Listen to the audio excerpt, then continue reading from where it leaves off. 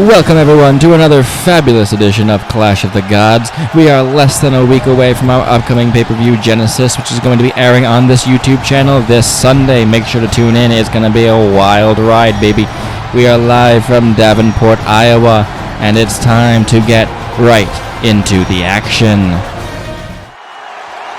And our first match of tonight will not be a tag team match, but it will involve two tag teams. We're going to see Jesus Christ from the team of Holy Norris go one-on-one with Abraham Lincoln from the team of the Presidents just before these two meet at Sunday to battle for the first ever Clash of the Gods Tag Team Championships.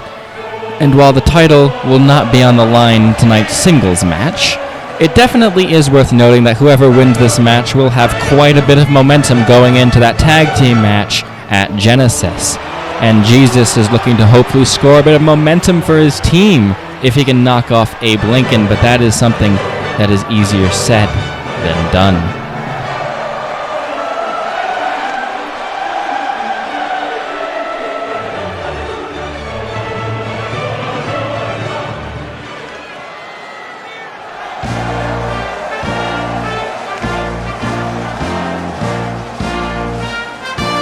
And there he is, ladies and gentlemen, accompanied to the ring by Teddy Roosevelt. Hailing from Hodgenville, Kentucky, but residing in Illinois, he is the 16th President of the United States of America, Abraham Lincoln. There he is, ladies and gentlemen, good old Honest Abe, and he's ready to go emancipate some proclamations on Jesus' ass. And I just want to say while we have a moment, make sure to stick around until the end of the show because I have just received word that the owner of the company will finally be revealing himself. So stick around because that's a reveal you won't want to miss.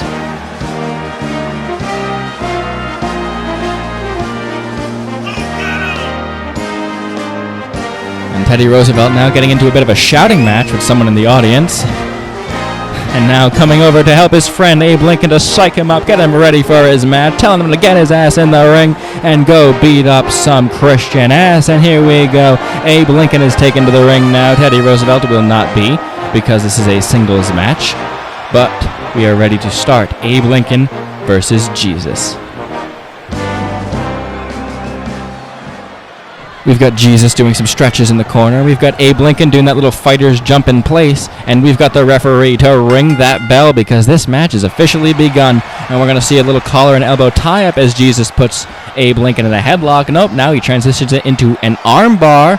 But Abe Lincoln, look at that, jumps behind him. Now he's got the arm put right behind Jesus. But Jesus, look at that, able to counter it. Now he's got Abe Lincoln's arm behind him. And he's going to wrench that arm. That will cause some damage. And here we go, Abe Lincoln able to counter whatever Jesus had planned there, hits him with a big punch to the gut, and now grabbing him by the head, placing him very gently on the ropes, only to push him onto a different rope and throw him on the floor. Okay. And to drop the knee. All of that to drop the knee. All right, well, you know what? It worked, I guess, so you can't knock it too much. But Jesus wisely rolls out of the ring, gets right back inside as Abe Lincoln whiffs a punch completely and gets taken down by a clothesline from the Son of God himself. Jesus helping Abe Lincoln right back up to his feet, ducks a big punch and hits him with a spin kick to the face. He may have learned that move from Chuck Norris, actually. You know, they are tag team partners. I wouldn't be surprised if they shared moves with each other. And Jesus picking up into a fireman's carry position, dropped onto the ropes, throat first by Abraham Lincoln, and that will take the wind out of a man. And here we go, a Northern Lights suplex from the wrestling champion Abraham Lincoln. If you're not familiar with that, Abraham Lincoln is in fact a real-life wrestling champion. I'm not making that up. This is a real fact. This is definitely going to be a very interesting match to watch because we have two of, if not the two most honest people in all of Clash of the Gods, maybe even all of world history, with Jesus Christ and Honest Abe Lincoln.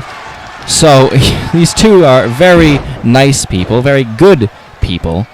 So it'll be interesting to see how they face off against each other in a match where the only way to win is to pin or submit your opponent. But we see Abe Lincoln take Jesus down with a kick to the gut, follows it up with another kick to push him down onto the mat. And in going for a cover now, he does not, in fact, get anything more than a 1 count as Jesus rises up to his feet like it's Easter Sunday. Or was it Good Friday that he rose? Fucking hell. What was the day he resurrected? Was it Friday or Sunday? I think it was Friday. Alright, so he rose like it was Friday. Good Friday. Yeah, that sounds right. And he gets a hug from Abe Lincoln. Alright, Abe Lincoln gave him a hug. I don't know how that's an effective wrestling move, but Jesus is certainly acting like it was, so whatever. Abe Lincoln going up, hits him with a double axe handle straight to the face, and that's going to cause Jesus to roll to the outside of the ring, going to catch a breather after that, but looks like, well, he's going to run back in as Abe Lincoln goes out, so now Abe Lincoln's going to go back in the ring and gets a big punch to the back of his head from Jesus. That was maybe not the most honorable move from Jesus, as he hits him with a leg drop straight onto the arm of Abe Lincoln. And a couple of stomps. Well, one stomp, not a couple. As he takes him down and hits him with a bridging Fujiwara arm bar, but Abe Lincoln right there to get the rope break, so he's not able to do any extended amount of damage from that move as he gets taken down by Jesus again. And here's Jesus giving that little sign of the cross, you know, speaking to all his faithful Christians in the audience. And Jesus now lining up Abe Lincoln slingshots into a DDT onto the apron. That will definitely cause some damage, as Abe Lincoln just kind of shrugs it off like nothing happened. I guess maybe it didn't. But now we're going to see this match return itself to the ring, which is generally where the match should be anyways, is Jesus going to knee Abe Lincoln square in the face, and now bringing him up only to bring him down. And Jesus, he's going to set him up for the crown of thorns. Jesus' patented submission move. And is this going to be it for Abe Lincoln? It is. Abe Lincoln taps to the crown of thorns. Jesus Christ is your winner. And this is a big victory for Holy Norris. With Genesis just up this Sunday, Holy Norris has managed to secure for themselves a fair deal of momentum going into their championship match. It's actually rather shorter than I would have thought it was, if I'm being honest. Abe Lincoln didn't put up nearly as much of a fight as I thought he was going to, but yeah, maybe he's a little tuckered out or something. He's an old man, I guess. He's not in the prime of his life, as opposed to the still rather young Jesus. I mean, he died when he was like, what, 30 or something? Around then, right? So Jesus, of course, if he resurrected with his youthful 30ness, is a decent shape. Moving on. Do you think that was it? I hope not. We've got Geralt in action next.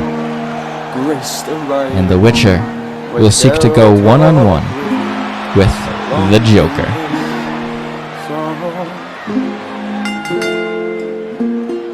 When the White Wolf fought a silver-tongued devil, his army of elves at his hooves did they revel. They came after me with masterful deceit, broke down my lute and they kicked in my teeth, while the devil's horns minced our tender meat. And so cried the Witcher, he can't be bleed. Toss a coin to your Witcher, O Valley of Plenty, O Valley of Plenty, oh. Toss a coin to your Witcher, O Valley of Plenty.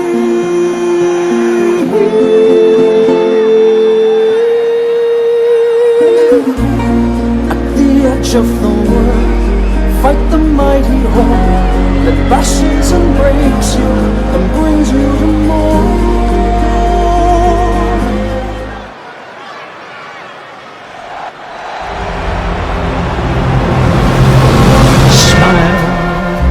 Though your heart is aching, smile, even though it's breaking. When there are clouds in the sky, you'll get by if you smile.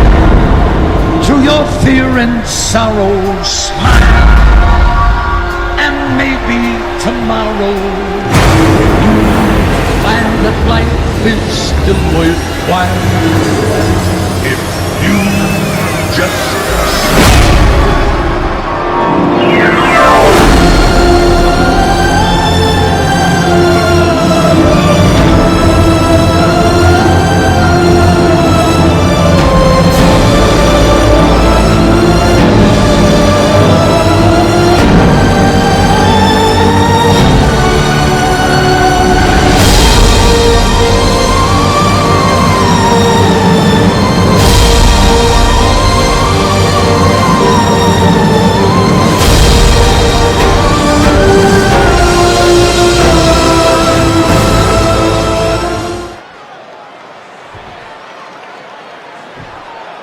Now, I do gotta say, I think the advantage for this match definitely has to go to Geralt of Rivia. Not only because Geralt is a Witcher, a superhuman person with superhuman abilities, but also because Geralt has actually been in action these past few weeks, and Joker had one match that he lost. So Geralt maybe has a little more in-ring experience under his belt than the Joker. But the Joker is a very dirty player. He is not going to play by the rules. As we saw, that cheap shot when he had Geralt in the corner, you're not supposed to do that. The honorable thing is to break it up, but when does the Joker ever do anything honorable? You should not expect that from a man like the Joker. And Geralt takes him down, kick right to the face of the Joker. Here we go, but the Joker gets a cheap kick in on Geralt, and now off the ropes, gives a silly little dance, and hits him with a leg drop.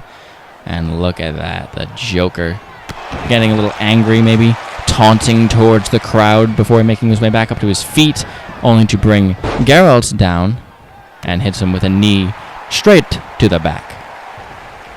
Picks him up again, and this time clubbing blow to the back of the Witcher Geralt. And the Joker's got him now in a bear hug. This is a submission hold, looking to make Geralt tap out, but it's a little early to go for that. And Geralt able to get a couple of elbows in. Little club there, breaks the hold, and now Geralt has created separation. Gonna hit the Joker with a slam into the corner and a toss to the center of the ring. And a stomp for good measure. But the Joker able to make it back up to his feet. Hits Geralt with a cheap shot. I think he was aiming for his dick there, but did not quite connect. So Geralt was able to capitalize and hit him with a single leg drop kick. The momentum of this match is certainly going in Geralt's direction, as I predicted, but the thing about the Joker is you cannot count him out. You never know when some cheap shot is going to come out of nowhere, a punch to the dick, some laughing gas, brass knuckles maybe. You never know with the Joker. He could do some real dirty moves and pull out the victory in an undeserved fashion. That's what you got to be worried about with the Joker. I would actually be rather worried if the Joker had the momentum. And look at this small package out of nowhere. The Joker able to get a 2 count off of it. So that must have definitely taken Geralt by surprise. As I'm saying, the Joker is not the kind of person to shy away from cheap shots and taking opportunities like that when they arise. But Geralt gets the better hand of the Joker there with that surprise kick to the face, and now picks him back up for an elbow, but able to duck it. And now here comes Geralt, goes for the flying knee. The Joker gets out of the way, takes him down, hip toss, neck breaker from the Joker. And now the Joker may be looking to get some momentum going his way. He's not much of a fighter, but if he can get some any advantage that he can get over Geralt, he should push it. Absolutely. As he hits him with that double karate chop to the chest, and now going for a cover, but Geralt able to kick out at 1. And Joker goes for a knee to the back, and now is the Joker looking to fly maybe? I don't know the Joker is much of a flyer, but he's going up top rope. Okay, what was that? Okay, with the Witcher, Geralt using his Witcher's reflexes to pop right back up to his feet and get the advantage over the Joker again, I think. The Joker he took him down. All right, so the Joker got his momentum back. He got his mojo back. But Geralt's not able to get anything going right now. The Joker has this match pretty much going his way. Got Geralt in the corner, hitting him with some punches and a kick, and gonna hit him with the alley-oop bomb. And there we go. Surprised, actually. I didn't expect the Joker to be doing this well against the Witcher, but he certainly seems to have managed to find some sort of an opening, an opportunity maybe, and he is pushing it. But Geralt, he didn't take the shot. Perhaps should have taken the shot, because the Joker is not going to shy away from stuff like that. Geralt could have had this opportunity, but he passed up on it. He didn't take it, and it may cost him. That may be just what the Joker needed to get this match going his way. And now the Joker grabbing Geralt right by the head and smashing his face right into the turnbuckle. And now here we go. The Joker with a little bit of a dance, a jiggy around the ring. And he's setting up Geralt of Rivia for the killing joke. There we go. It's over. That's it. The last laugh for the Joker. Is this going to be a Joker victory? 1, 2, and Geralt of Rivia kicks out. It's not over for the Witcher. as he rises right back up to his feet, and he missed. He missed. Okay, well, that miss may have cost him, as now the Joker got Geralt locked in a bear hug, looking to end things for the Witcher. Geralt is the Witcher. Geralt gonna tap. Nope. Looks like he's able to fight. Gets in 2 elbows, and there we go. The bell clap from Geralt creates separation, and now Geralt hits him with a standard Falcon Arrow. Geralt's first actual move in quite a while. Now that Geralt has an opening, now that he has the opportunity, he needs to push this, and he's closing in on a victory off the ropes. Here we go. Geralt of Rivia with the curb stomp. Oh, he's not done. Geralt is not done. He picks Joker right back up for a clothesline. Make that 2 clotheslines off the ropes, and make that 3 clotheslines courtesy of Geralt of Rivia. And now he's not done yet. He picks him up for a gut buster, a very strategic gut buster from the Witcher. After a curb stomp, and that, I think that's gonna be it for the Joker, and it is. Geralt of Rivia is your winner. That's my epic tale. Our champion brother defeated the villain. Now once a man, just according to the Witcher, the valley of plenty, the valley of plenty. Oh, just according to the Witcher, a friend of humanity. Just according to the Witcher, the valley of plenty, the valley of plenty. Oh, just according to your Witcher, a friend of humanity. Just according to your Witcher, the valley of plenty, the valley of plenty. Oh, just according to your Witcher, a friend of humanity.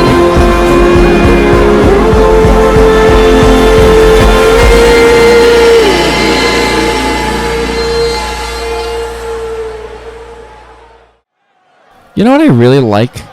Churros. I just really wanted to say that. For singles action next, we've got John Rambo, who's going to go one-on-one with Liam Neeson before he goes one-on-one with Arnold Schwarzenegger at Genesis, because those two are set for a no disqualification match against each other. And given the rivalry these two have had over the past few weeks, I cannot wait to see them tear each other apart. But that rivalry has to be weighing on Rambo. How is he supposed to have 100% focus on his match against Liam Neeson tonight if he's also got to be thinking about his match against Schwarzenegger? And maybe if Schwarzenegger may get involved in this match, which has to be a possibility given the things that Rambo has done to him over the past 2 weeks. If I was Schwarzenegger, I would certainly be looking to get in maybe a little bit of revenge.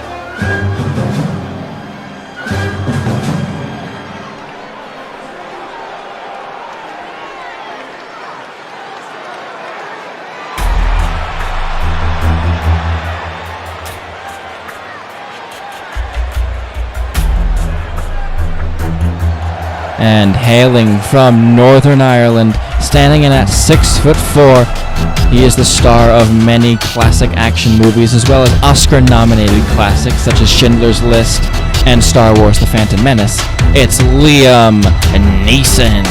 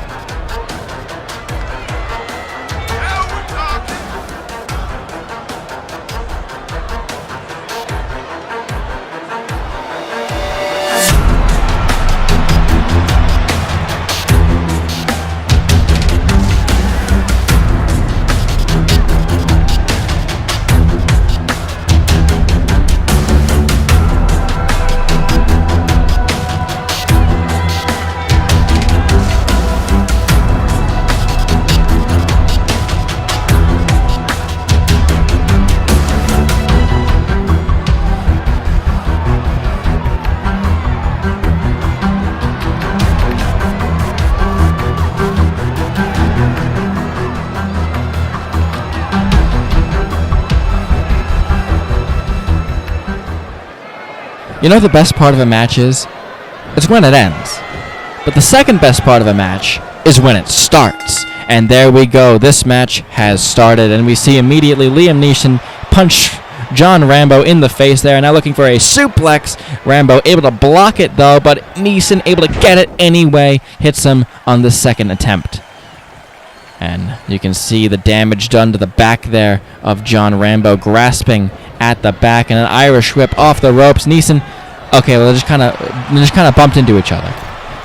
Rambo now pushing Liam Neeson up against the ropes. The referee finally knowing to do his job and separate them. And there we go. We see a clean separation between Rambo and Liam Neeson. But now here we go. Liam Neeson's got Rambo in a headlock and now transitions it into an arm lock. We saw Jesus do this earlier. And now, and just like Abe Lincoln did earlier, we see him transition to the back and now wrenching the arm of Liam Neeson.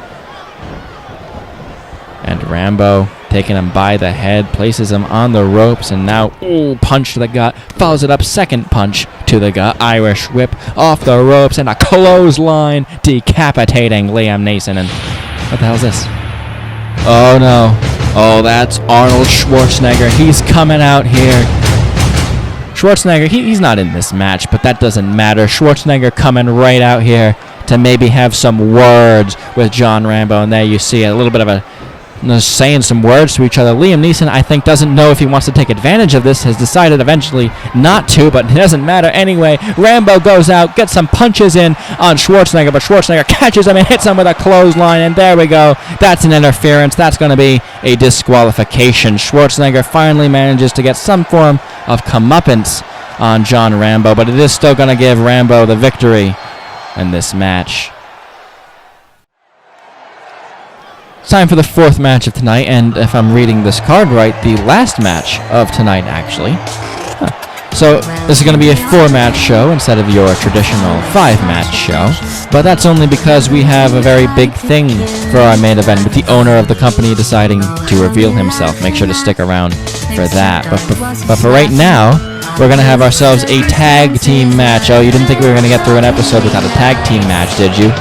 We're going to have Chell and Alyx Vance, who will be facing each other this Sunday at Genesis for the Women's Championship, will face off as tag team partners against Kitana and the Bride from Kill Bill.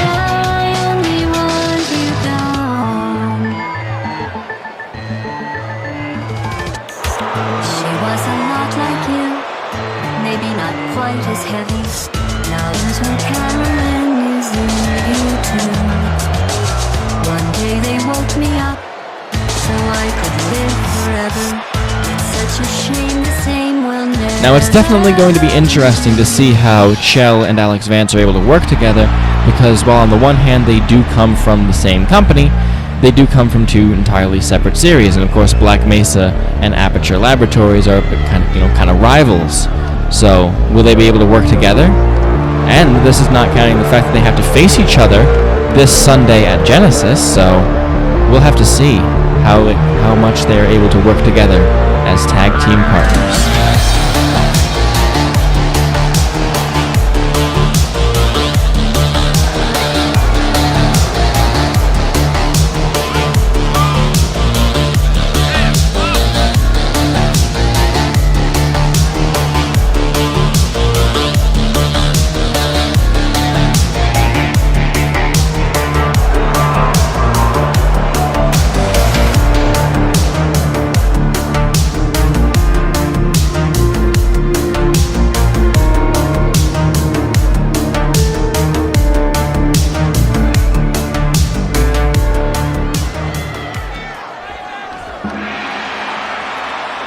I think what'll be even more interesting, however, is to see how Kitana and the Bride are going to be able to work together, because these two really have not much in common. I mean, apart from maybe a bit of a martial arts background, there's not much between them.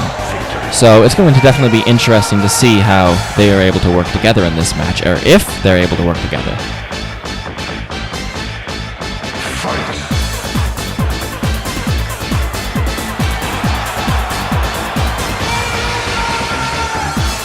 I do think it is also worth mentioning, though, is that Kitana is the only person in this match who has so far not yet won a match here in Clash of the Gods. So you got to think, is that maybe going to mean Kitana's going to act as sort of dead weight?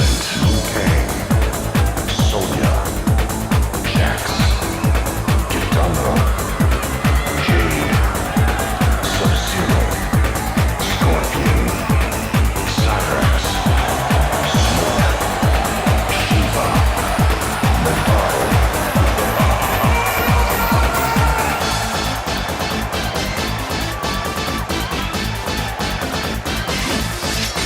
Fight.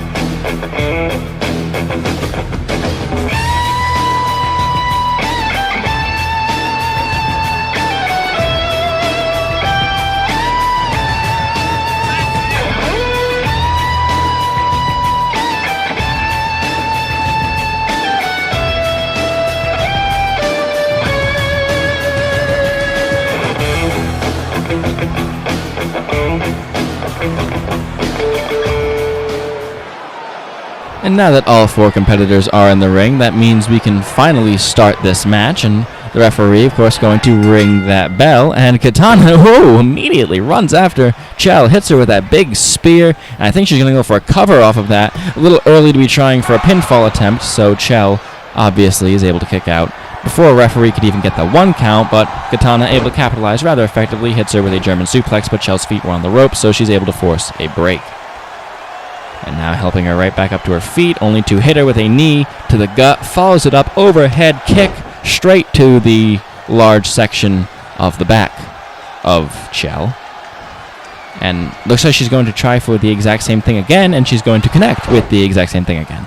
So we're immediately seeing a very varied offset of moves from Kitana as she does another German suplex. Repetition. Anyways, in comes the bride, who's going right after Chell now. Picks her right back up to her feet, goes for a big kick, and completely fucking whiffs. Alright, but that's okay, because she was not able to capitalize on it. Chell actually was able to reverse it, and now grabs the arm, and again, it's Chell who reverses the move, and now Chell gets a kick on the bride. Look at that, stands up on her knee, hits her with a tornado enziguri of sorts, and now got her leg, she's tying her up, gonna maybe get her with a little figure 4 leg breaker there. Fascinating move. And now Chell going back to her corner, she's going to tag in Miss Alyx Vance, and now we're gonna see for the first time ever Alyx Vance and the bride facing off. These two have not had a match against each other, and it's immediately going to be the bride who takes down Alyx Vance with that backslide driver, and in comes Kitana once again. Kitana now in, taking Alyx Vance into a collar and elbow tie-up, but it's Miss Vance who's able to take her down with a headlock, got her now on the mat, and look at this, Kitana takes her right back up to her feet. Now Kitana's got Alyx Vance in a headlock, and Alyx pushing her right to the other side of the ring on the ropes, forces a break, Irish whip, and hits her with a big clothesline. Advantage seems to be in the direction of the two Valve ladies, as Alyx Vance continues the assault with that suplex. So, from what I can tell so far, it seems like Alyx Vance and Chell are doing a rather good job of working together, but it's a little early in the match to tell how long that will last. And Alyx doing that showboating thing. Maybe she should have spent more time attacking and less time showboating, as it allowed Kitana to get in a cheap shot, and she goes again with the showboating. And this time she's able to at least connect with the punch to the apron. So, alright, I guess it worked out for her in this situation, as she hits her with a couple of kicks and a clothesline to the outside of the ring. But of course, when you're outside the ring, you got to get back in the ring if you want to actually end this match in a clean and proper fashion. But you do have around about 10 seconds before you're required to get back in the ring, or the referee will count you out. some punches there on the barricade as Alyx Vance falls down, only to be helped right back up to get suplex. No, actually, that was a Michinoku driver, courtesy of Kitana. The referee now at a count of 6, so they really got to think about getting back in the ring now. They're perilously running out of time. Kitana sent running in the direction of the stairs, but just kind of falls on her face, and now Alyx Vance wasting time with some ground and pound punches on Kitana. Referee at a count of 8 now. They really got to get back in the ring. I think Alyx Vance realizes this. Kitana realizes it too. Both of them back up to her feet, and it looks like they're going to be able to make it in time. And Kitana back in the ring, back elbow to Alyx, and Alyx responds with a furious fury of gut punches to Kitana. Follows it up with a backbreaker. And now, here we go. Alyx Vance taking her down into a headlock and just wrenching the head. But Kitana able to force a break there, but the damage has certainly been done. You can see her grabbing that head. So now Alyx Vance has the advantage, looking to maybe tag in her partner Chell. No, actually, she's going to put her on the top rope, looking for a top rope maneuver, but Kitana wisely able to escape it, going to instead take her down with a Northern Light suplex. I think it maybe would have been a smarter idea to have gone for the tag team maneuver there, but, you know, maybe Alyx clearly thought otherwise. And, well, she's the combatant, and I'm just the lowly commentator, so clearly she knows better. And she's going to send Kitana back into the ring with that Irish whip. And now Kitana very much staggers up to her feet, only to get brought down with an Oscar from Alyx Vance, who's very keen on doing some taunting, apparently. I never knew Alyx Vance to be this much of a taunter, but she seems to be doing quite a lot of it in this match. As Kitana picks Alyx Vance up for another of those Michinoku drivers. Now I think would be a good time for Alyx to maybe tag out. I think now would also be a good time for Kitana to tag out, if we're being honest. But here we go. Kitana got her down in this submission hold, which Alyx Vance very quickly able to escape. But here we go. Kitana looking to tag in the bride. But there we go. Look at that. Alyx Vance counters it. Going to Irish whip Kitana back into her own corner. And now are we going to see the Valve ladies with a tag team maneuver? No, actually, Kitana counters again. But it's all right because Chell tags herself in. So now Chell is the legal woman. And here we go now. Kitana completely missed that dropkick. Don't know where she was aiming with that, but it's going to cost her as Chell picks her up for a butterfly pile driver right there onto the mat. And now Kitana, you can see her was trying to get back to her corner, but the advantage definitely on Valve's side. But whoa, look at that. She popped right back up, only to be met by a forearm and a Hurricane Rana. Maybe a little bit of ill timing on Kitana's part, and here we go, a frequent tag. Here comes Alyx Vance right back in. I don't know, maybe. I think Chell still was the more fresh competitor, but Alyx Vance is going to take this over, and we're going to see Alyx and Kitana getting a little bit of a scuffle, collar and elbow tie-up. Alyx is going to be the one to force the break, and instead hit her with that gut-wrench suplex. And now helping her graciously back up to her feet, going to Irish whip her into the corner. And now are we finally going to see a tag team maneuver? Yes, we go. Here's a tag team maneuver there, and they're going to Irish whip her off the ropes and hit her with a double back body drop. Very classic tag team maneuver, especially by people who aren't in tag teams. But here we go with Chell setting Kitana up in the corner. I'm going to hit her with this. Look at that. Very quick Hurricane Rana off the top ropes. That is going to hurt. And here we go into the cover. The bride in the ring. Not in time. And there you go. Chell and Alyx Vance pull out the win. Kitana continues to lose every match she fights. Maybe she wouldn't have lost if she had tagged in the bride more, but what can you do? The match is already over. But hopefully she'll be able to learn from it for her future escapades and maybe eventually pull out a victory in her career here in Clash of the Gods. But a good victory to Chell and Alyx Vance, who proved that they were able to work quite well together. And we'll have to see how they do as competitors when they face off this Sunday at Genesis. Let me tell you, I am very excited to see these two ladies square off against each other for the Women's Championship.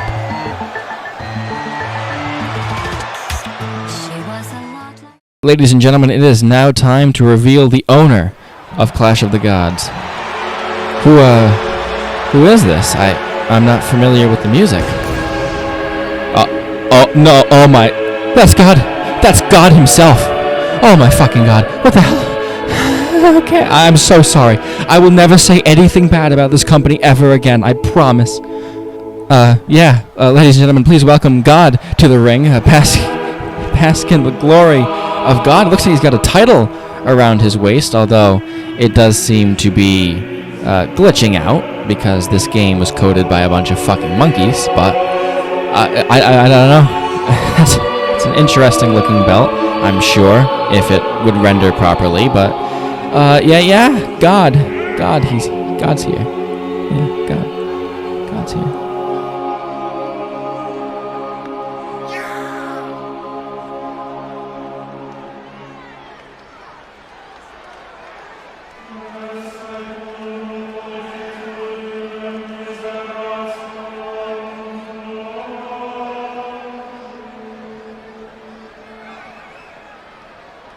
And there we go. Now we can finally get a good look at that title. Well, the cameraman, if he would do his job properly, there we go. There's a good look at the title. You can see the engravings on the title a little bit. So it is a functional belt. I guess maybe God was just using his powers to cloud it, maybe? I mean, who are we to question the will of the Almighty, you know? Certainly not me. Please don't fire me.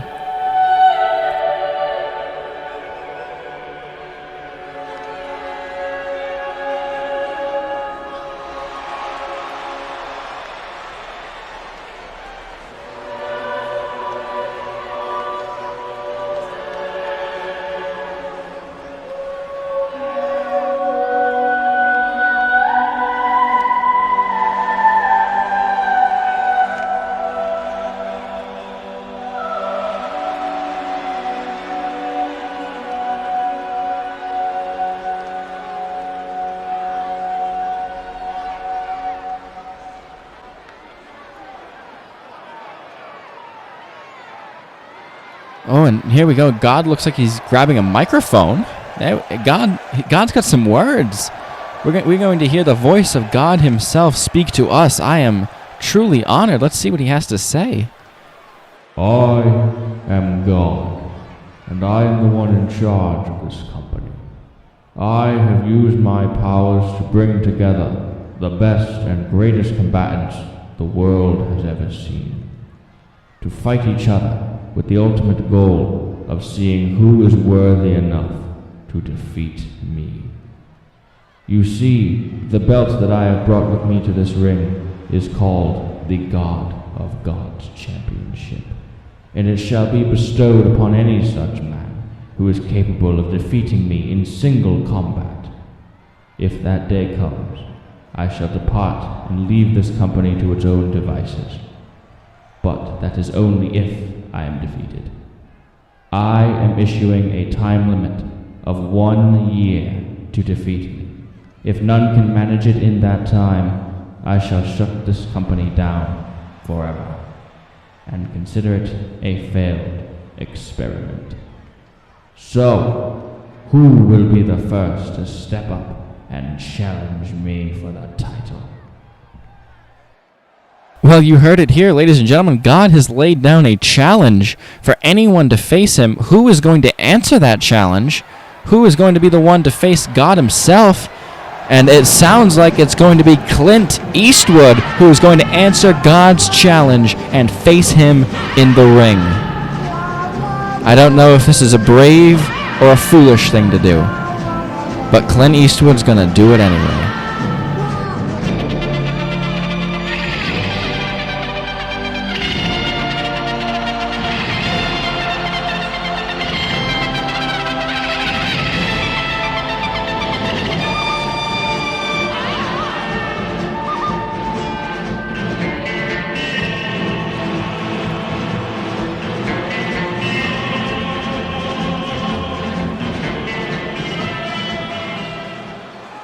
And now Eastwood and God both in the ring and just giving each other a stare down.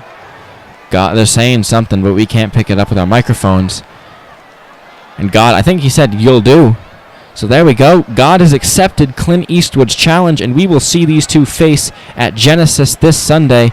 Thanks for watching. I will see you then.